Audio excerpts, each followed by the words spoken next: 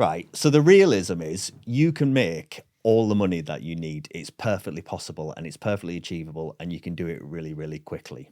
But the key word there, the emphasis is on the money you need. So you need to determine, what do you need to make you happy? What does your ideal week look like? If you could just say next week you can have the most ideal week, what would that ideal week look like? How much would that cost and how much time would you need? And it's probably not anywhere near what you think you need. No, not at all. And this is something that anyone can do.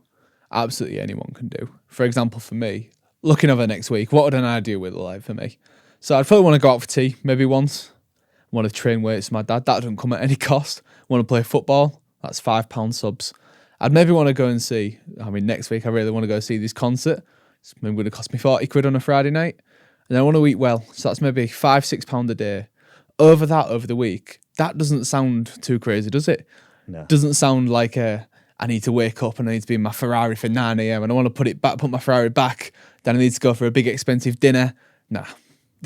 I'm sure for some people that is what they need to be happy. But for me personally, I know for loads of people, happiness lies there, not in the fake. Right, because there's studies though, isn't there? There's quite a few studies now that say actually the level of wealth, money that you actually need for happiness, it's actually quite low. It's somewhere in the range of like 60,000, maybe up to 100,000, let's say. Let's give benefit. Depending on where you are in England. England. Depending where you are. But yeah, let's say the benefit of the doubt between 60 and 100,000, something like that. People that are earning those kind of figures have pretty good content lives. They're paying the bills, they're going out for dinner, they're going on holiday, everything's covered. They're feeling pretty comfortable, nice Christmases, whatever. They're looking after the family. Anything over that actually starts to come with problems. And there's lots of evidence to say people that are highly successful and have lots and lots of money are not as happy as, the old cliche, money doesn't buy happiness. They're not as happy as you might think.